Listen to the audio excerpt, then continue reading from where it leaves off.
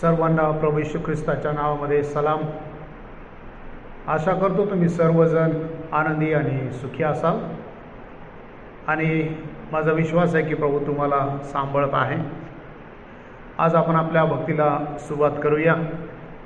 प्रथम मी स्तोत्र संहिता 27 वाचतो आणि त्यानंतर आपण प्रार्थना करू. परमेश्वर माझे प्रकाश व माझे तारण आहे, मी कोणाची भीती बाळगू. परमेश्वर माझ्या जीवाचा दुर्ग आहे, मी कोणाचे भय धरू. दुष्कर्मी म्हणजे माझे शत्रू व द्वेष्टे माझे मांस खाऊन टाकण्यास जेव्हा माझ्यावर चढाई करून आले तेव्हा तेच ठेच लागून पडले. सैन्याने माझ्या पुढे ठाणे दिले तरी माझे हृदय कचरणार नाही. माझ्यावर युद्धप्रसंग ओढवला तरी मी हिंमत धरून राहीन. परमेश्वराजवळ मी एक वरदान मागितले, त्याच्या प्राप्तीसाठी मी झटेन. ते हे की आयुष्यभर परमेश्वराच्या घरात माझी वस्ती व्हावी, म्हणजे मी परमेश्वराचे मनोहर रूप पाहत राहीन व त्याच्या मंदिरात ध्यान करीन. कारण विपत्काली मला तो आपल्या मंडपात लपून ठेवील, मला तो आपल्या डेऱ्याच्या गुप्तस्थळी ठेवील. तो मला खडकावर उचलून ठेवील. आता सभोवतालच्या माझ्या वैऱ्यांपुढे माझे मस्तक उन्नत होईल. त्याच्या डेऱ्यात मी उत्सवपूर्वक यज्ञ करीन, मी गायन वादन करीन, परमेश्वराचे गुणगान गाईन. मी उच्च स्वराने तुझा धावा करीत आहे. हे परमेश्वरा ऐक, माझ्यावर दया कर, माझी याचना ऐक. माझे दर्शन घ्या असे तू म्हटले तेव्हा माझे हृदय तुला म्हणाले, हे परमेश्वरा, मी तुझ्या दर्शनाला उत्सुक झालो आहे. तू आपले मुख माझ्या दृष्टीआड करू नको, आपल्या सेवकाला रागाने दूर घालू नको. तू माझे सहाय्य होत आला आहेस. हे माझ्या उद्धारक देवा, माझा त्याग करू नको, मला सोडू नको. देवबाप ही वचनं आम्हासाठी आशीर्वादाची करो. प्रार्थना करू आपण यावेळेस.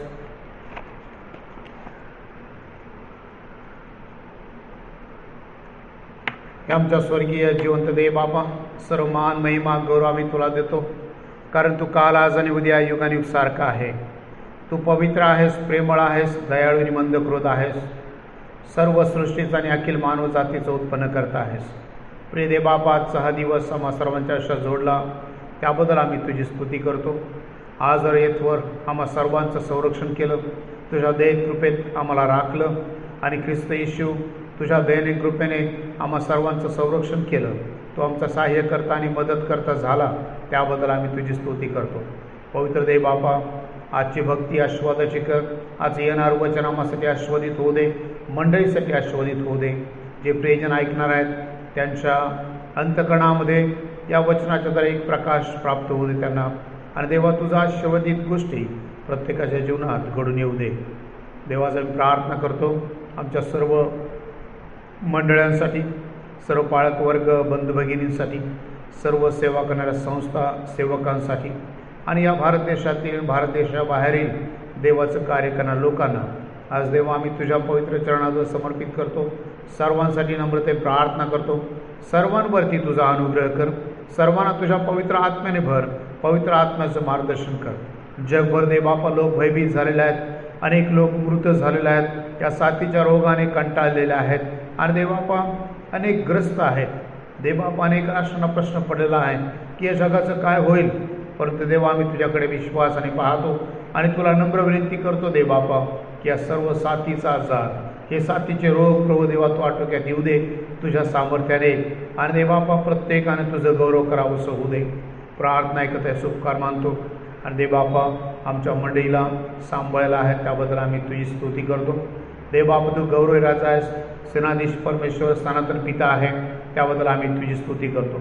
देवबापाचा येणार वचन आम्हासाठी आस्वादित कर.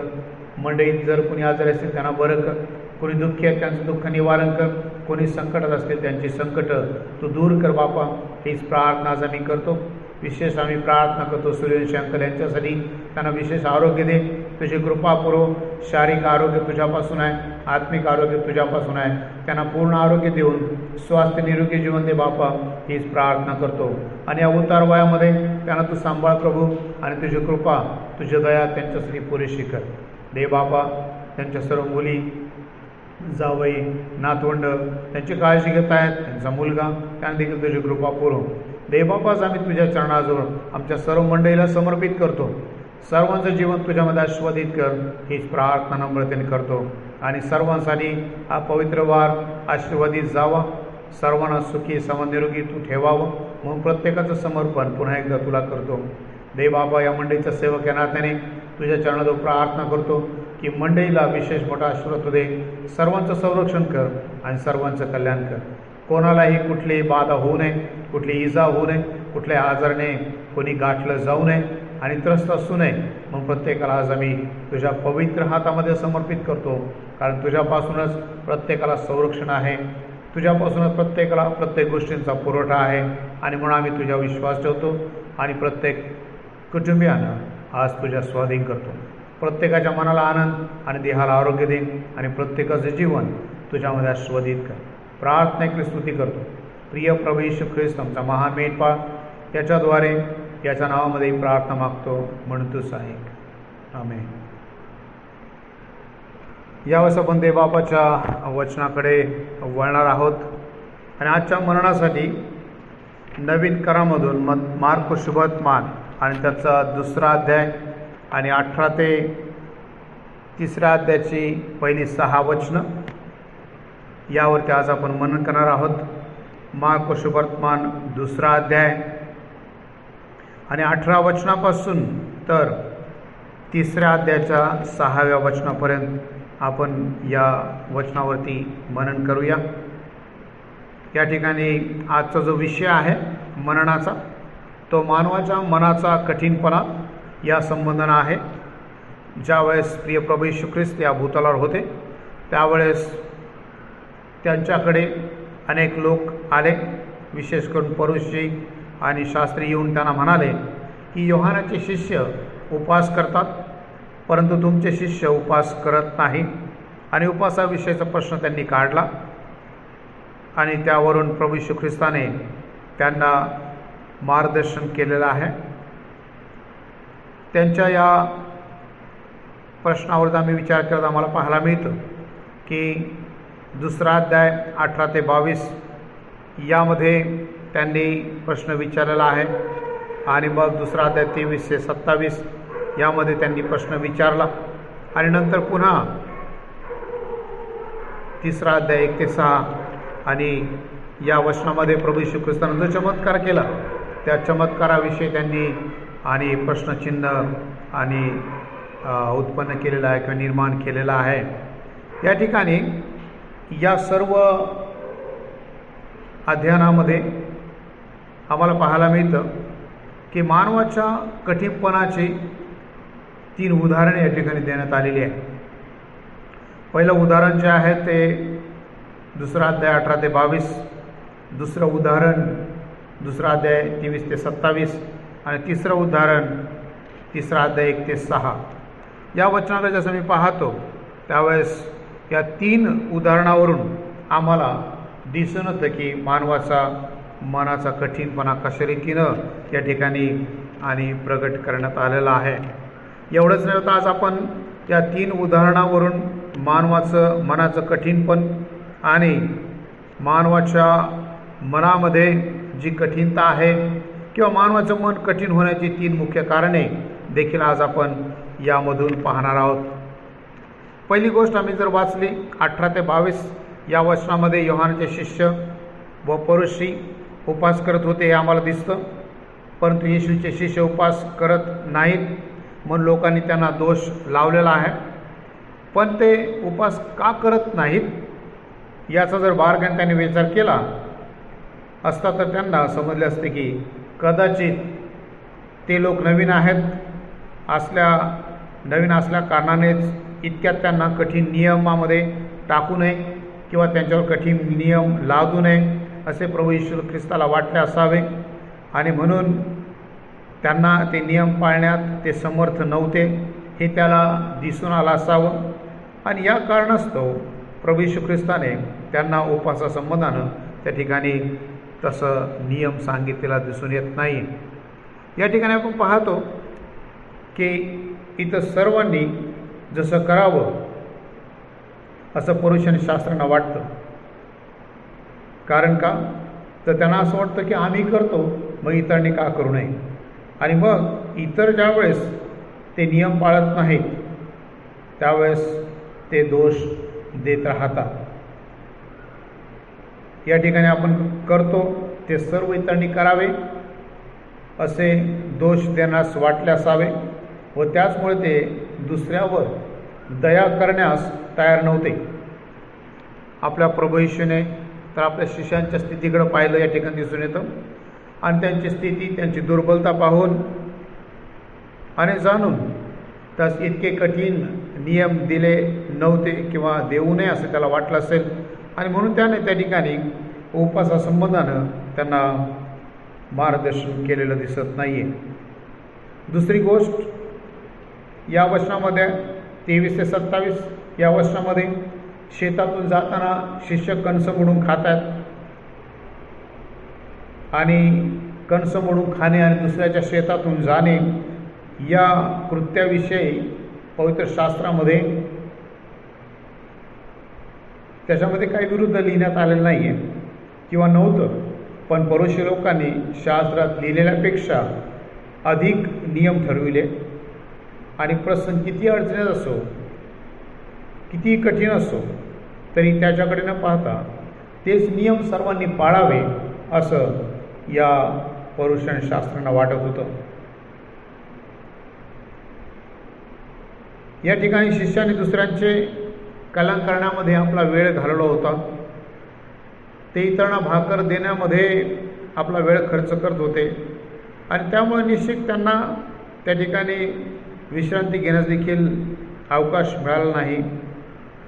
याचा विचार मात्र हे लोक करत नाहीत, परंतु त्यांचं मन फक्त नियमाने बांधलेलं आहे आणि ते नेहमी नियमाचा विचार करणं आम्हाला दिसून येतं. परंतु तो नियम मग किती अडचणीत असो तो पाळलाच पाहिजे असा त्यांचा समज होता. परंतु हा अगदी गैरसमज आहे, येशूने त्यांना दाखवून दिलेला आहे. आणि म्हणून येशू म्हणतो की शाबात दिवस हा जो आहे, शाबात मनुष्यासाठी झाला, मनुष्य शाबातासाठी झाला नाही. येशू म्हणतो शाबात मनुष्यासाठी झाला, मनुष्य शाबातासाठी नाही.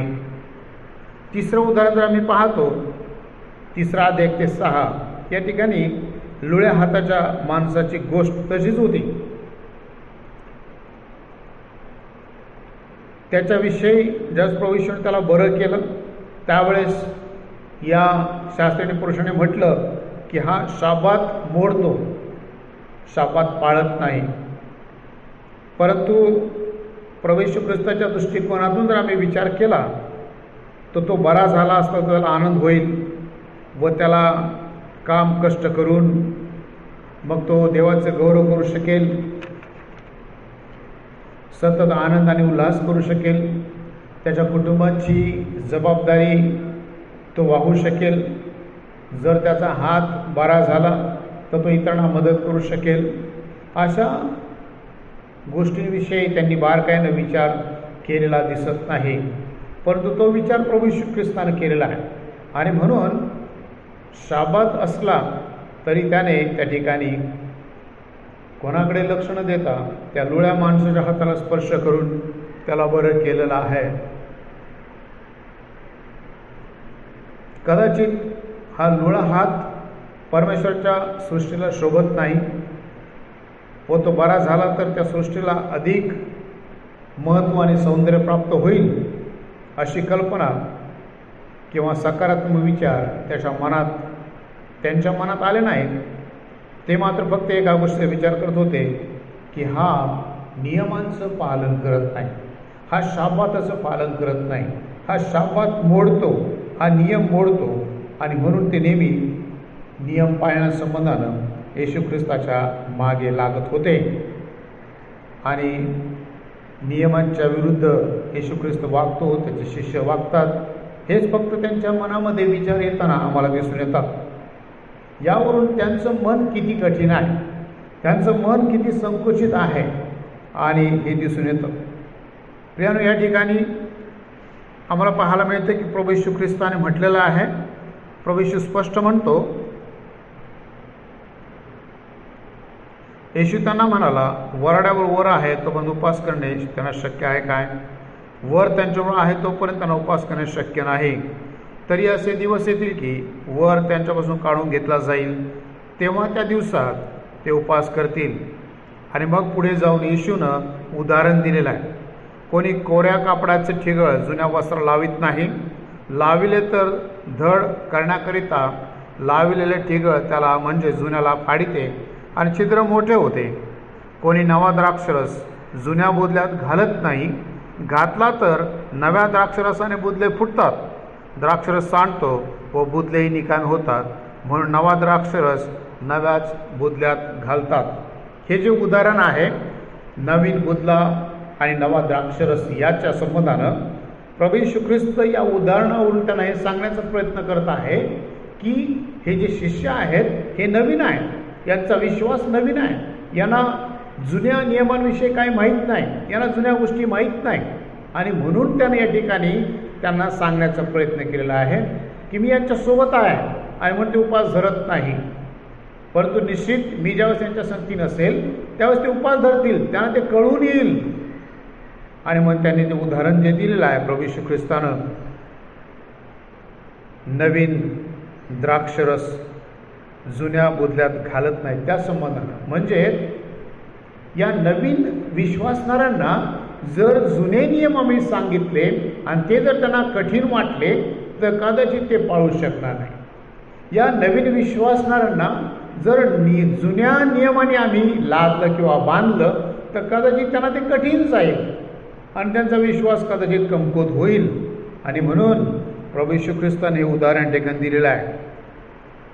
आणि म्हणून तो म्हणतो की नवा द्राक्षरस जुन्या बुदल्यात घालत नाही, म्हणजे या नवीन लोकांना जुन्या गोष्टीमध्ये, जुन्या परंपरामध्ये, रूढींमध्ये तुम्ही अडकवू नका. यांनी माझ्यावर विश्वास ठेवलेला आहे, तो विश्वास त्यांचा वाढीस लागू द्या, असं प्रभू येशूला ठिकाणी या लोकांना सांगायचं आहे. आणि तेच यावरून आम्हाला दिसून येतं. परंतु फरीसी आणि शास्त्री यांची मनं फार कठीण झालेली आहेत.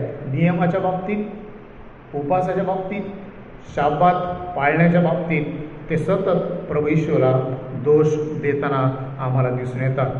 आणि म्हणून आज आपण पाहूया की याच विषयाला धरून माणसाचं मन कठीण होण्याची मुख्य 3 कारणे आपण पाहूया.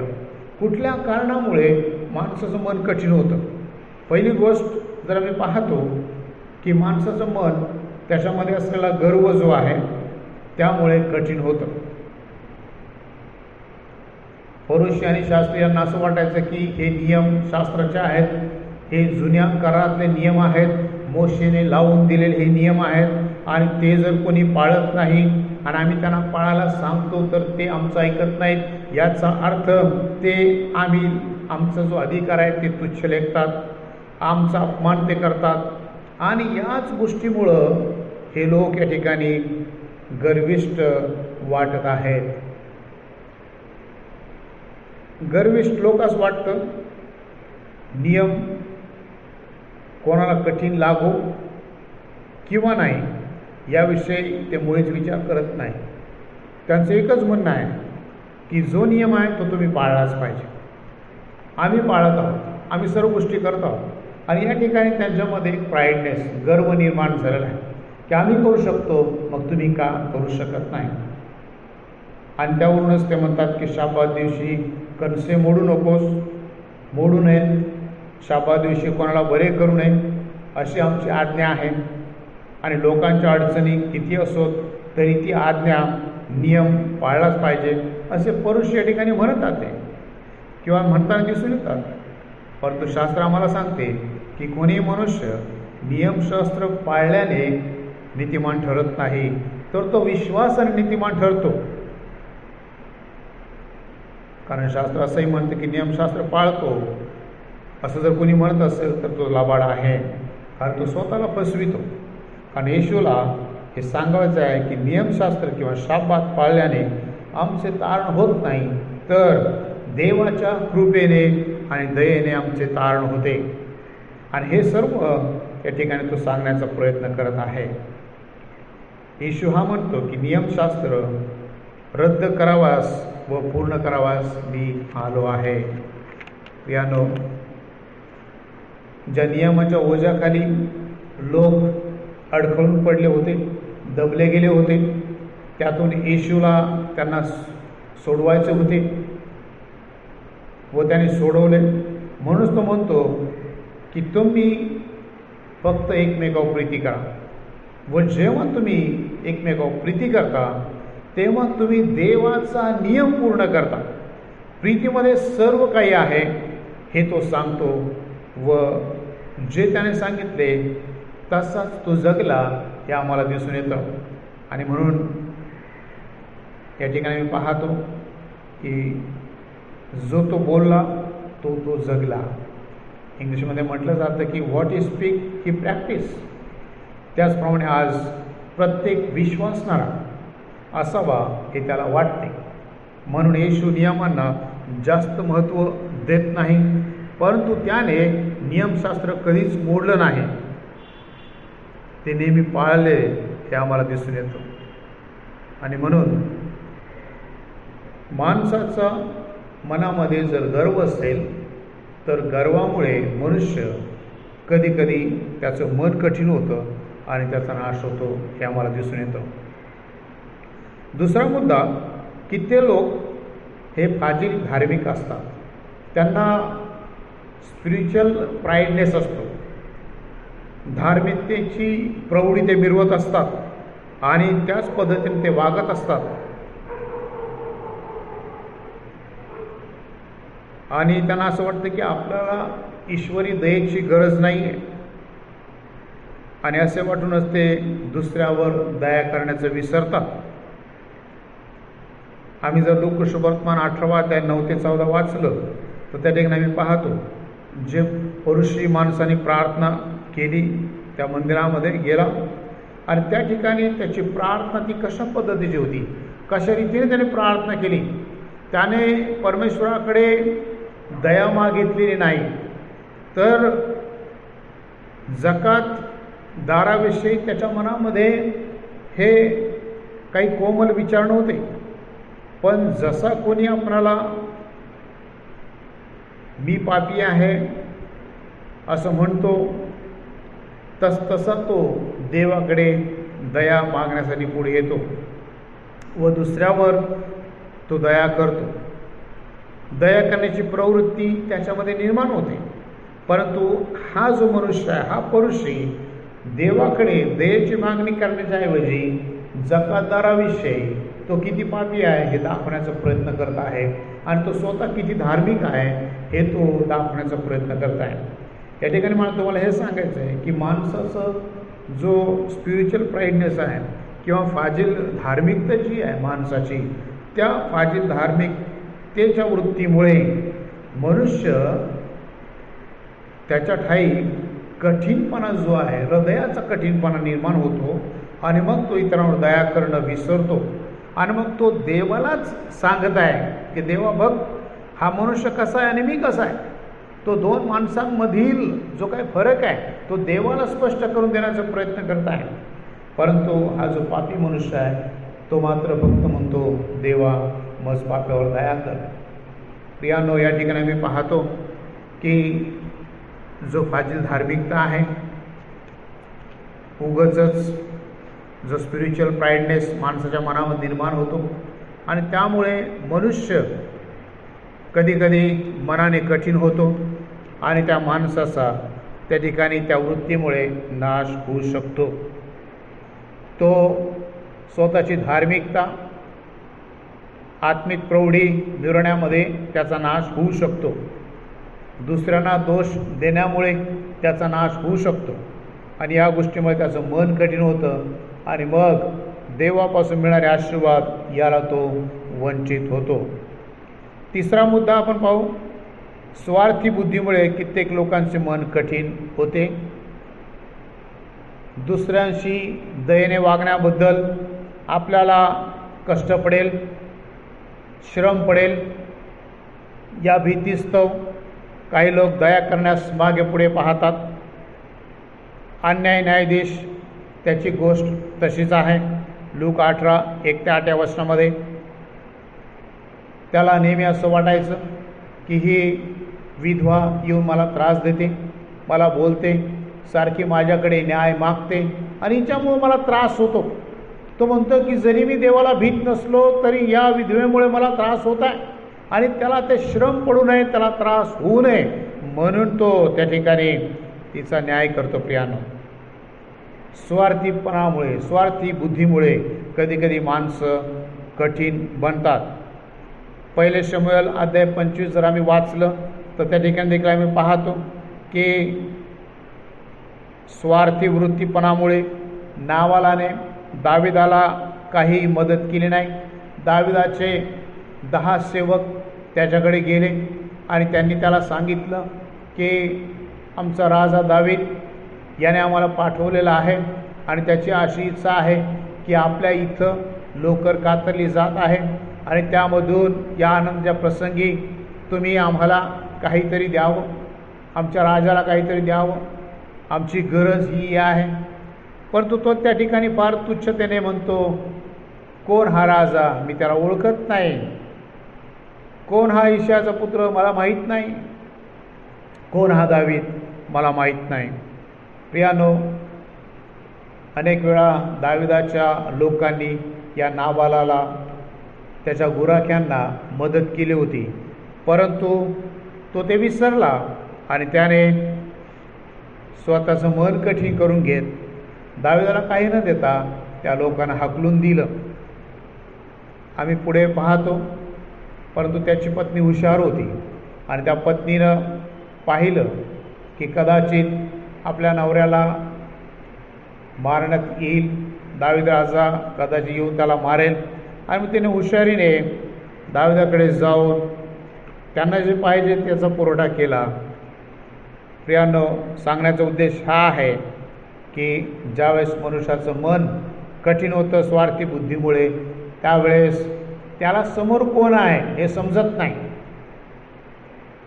तो फक्त स्वतःचा स्वार्थ पाहतो. या नाबालाने देखील तेच केलेलं आहे आणि त्याच स्वार्थ बुद्धीमुळे, त्याच्या त्या बुद्धीमुळे त्याचा नाश झालेला आम्हाला दिसून येतो.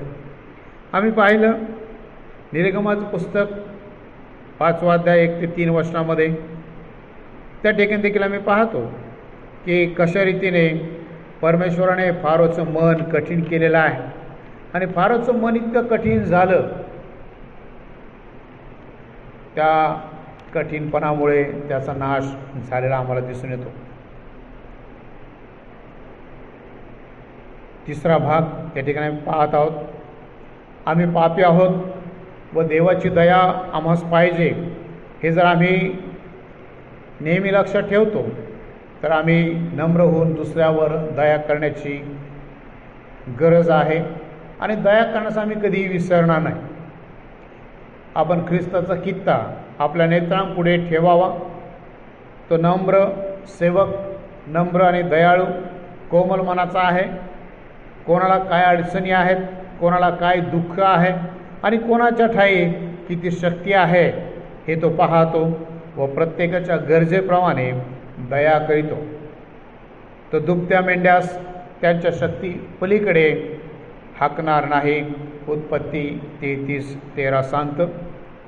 आणि म्हणून भग्न मनाचे जे लोक आहेत त्यांचं तो समाधान करीतो व कोकरास आपल्या वक्षस्थळी तो वाहून नेतो. यशाया 40:11. येशू, तू इतका कोमल मनाचा आहेस, तसे मला कर असं आम्हाला म्हणण्याची गरज आहे. आणि मजपासून माझं जे पाषाणमय हृदय आहे ते तो काढून टाक आणि मला मांसमय हृदय दे. एचकेल 36:26 मध्ये म्हटल्याप्रमाणे तो आम्हावर दया करतो आणि म्हणून त्याचं हृदय तो आपल्याला देईल. आणि प्रियानो, कोणाचं हृदय कठीण होऊ नये व त्या कठीणपणामुळे त्यांचा नाश होऊ नये ही देवाची इच्छा आहे.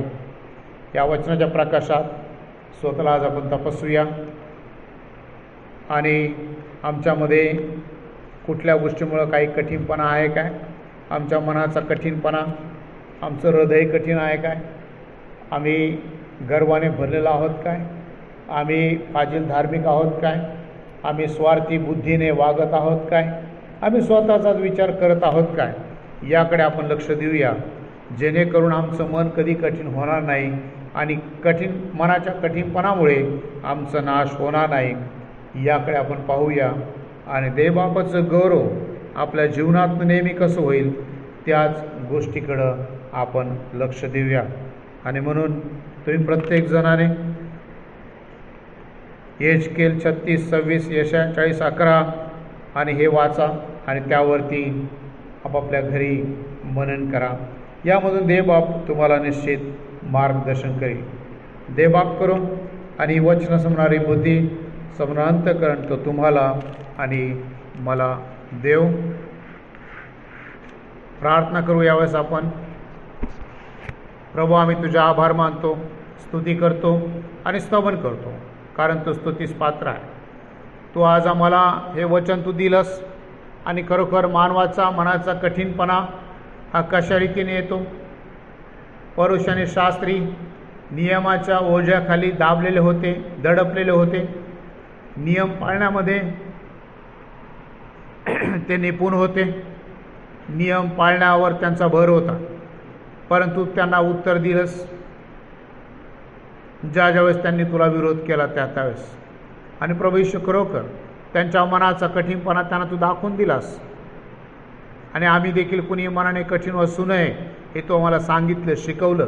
त्याबद्दल आज आम्ही तुझे उपकार मानतो. देवा, आम्हा सर्वांना मांसमय दे, आम्हा सर्वांच्या ठाई उत्तम असा आत्मा तू घाल आणि आम्ही इतरांवरती दया करावी.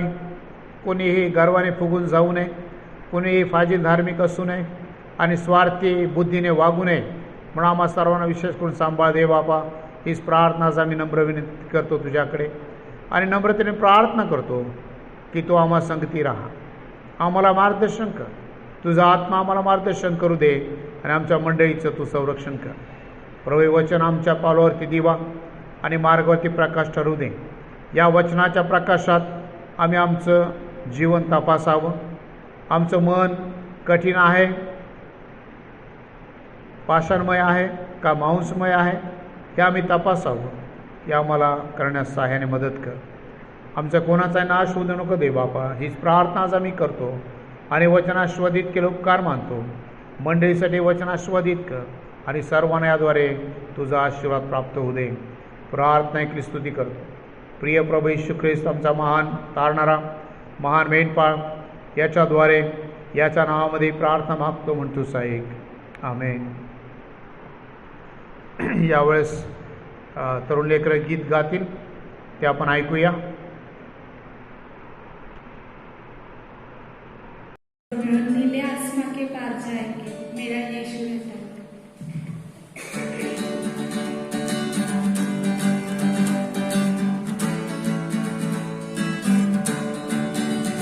नीले आसमां के पार जाएंगे, मेरा यीशु रहता है. नीले आसमां के पार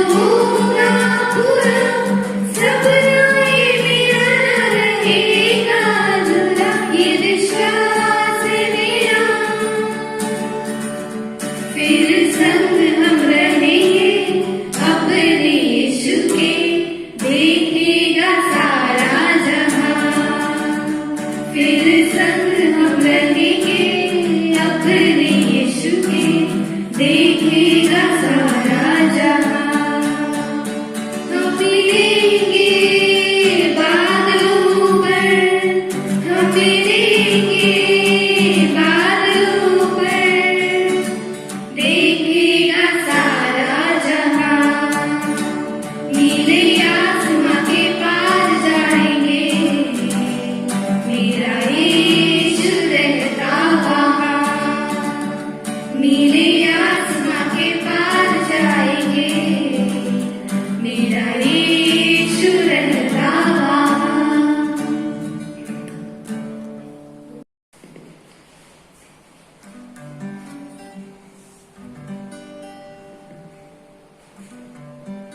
पवित्र आत्मा, पवित्र आत्मा,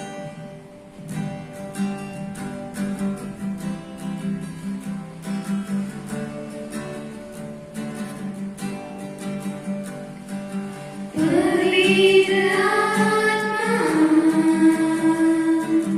पवित्र आत्मा, मुझे ले जाओ यीशु के चरणों में। पवित्र आत्मा, पवित्र आत्मा, पवित्र आत्मा, मुझे ले जाओ यीशु के चरणों में। पवित्र आत्मा, सिर्फ तेरे लिए यीशु, तेरे लिए, सिर्फ तेरे लिए यीशु, तेरे लिए, सिर्फ तेरे लिए यीशु, तेरे लिए मैं हाथ उठाता हूँ। घुटने टिकाकर सर झुकाकर हाथ उठाता तेरे लिए। घुटने टिकाकर सर झुकाकर हाथ उठाता तेरे लिए। सिर्फ तेरे लिए यीशु, तेरे लिए, सिर्फ तेरे लिए यीशु, तेरे लिए, सिर्फ तेरे लिए यीशु, तेरे लिए मैं हाथ उठाता हूँ। यीशु ही मार्ग है, यीशु ही सत्य है, यीशु ही जीवन है, यीशु मेरा प्रभु, यीशु ही मार्ग है, यीशु ही सत्य है, यीशु ही जीवन है, यीशु मेरा प्रभु। सिर्फ तेरे लिए यीशु, तेरे लिए, सिर्फ तेरे लिए यीशु, तेरे लिए, सिर्फ तेरे लिए यीशु, तेरे लिए मैं सिर झुकाता हूँ। पवित्र आत्मा, पवित्र आत्मा, मुझे ले जाओ यीशु के चरणों में। पवित्र आत्मा,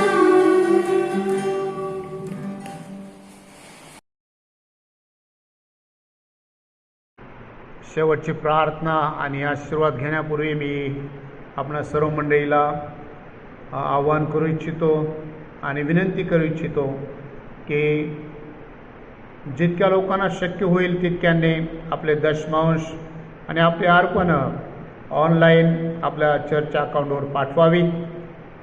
गेली 2 महिन्यापासून काही लोक त्यांचं दान, त्यांचे दशमांश ऑनलाईन पाठवत आहेत, तरी कृपा करून सर्वांनी ते द्यावं ही नम्र विनंती आहे आणि हे तुम्ही कराल असा माझा विश्वास आहे. आपण प्रार्थना करूया शेवटची आणि त्यानंतर आशीर्वाद घेऊन आजची भक्ती संपूया. प्रेमळ पित्या, उपकार मानतो मंडळीसाठी विपुल मोठा आशीर्वाद तू दिलास आणि आम्हाला आशीर्वादित केलं. स्तुती करतो देवबापा, आजची भक्ती आशीर्वादित केले आभार मानतो. आमच्या मंडळीतील प्रत्येक लहान तोरणावर तुझी कृपा पुरली त्याबद्दल आम्ही स्तुती करतो. हे गौरी राजा, सेनाधीश परमेश्वरा, आमची सर्व मंडळी तू आपल्या हातामध्ये घे आणि या मंडळीचं कल्याण तू कर आणि मंडळीला पुढे आणि पुढे विश्वासामध्ये चालवत नाही. प्रत्येकाचं संरक्षण कर. या दिवसामध्ये प्रत्येकाला तुझी कृपा पुरेशी कर. प्रभू, आजचा दिवस आणि आजचं वचन आस्वादित केलं. स्तुती करतो. ही प्रार्थना ऐकली, उपकार मानतो. प्रिय प्रभू येशू ख्रिस्त, आमचा महान तारणारा, याच्याद्वारे याच्या नावामध्ये प्रार्थना मागतो म्हणतोच ऐक. आमेन. यावेळेस आपण आशीर्वाद घेऊया. आणि आता देवजो बाप याची प्रीती, देवजो पुत्र प्रभू येशू ख्रिस्त याची कृपा आणि देवजो पवित्र आत्मा याची सुखद संगती आम्हा प्रत्येकाबरोबर आणि या मंडळीबरोबर आज आणि तू पुढे सदा सर्व काळ असो. Amen. Thank you very much. God bless you.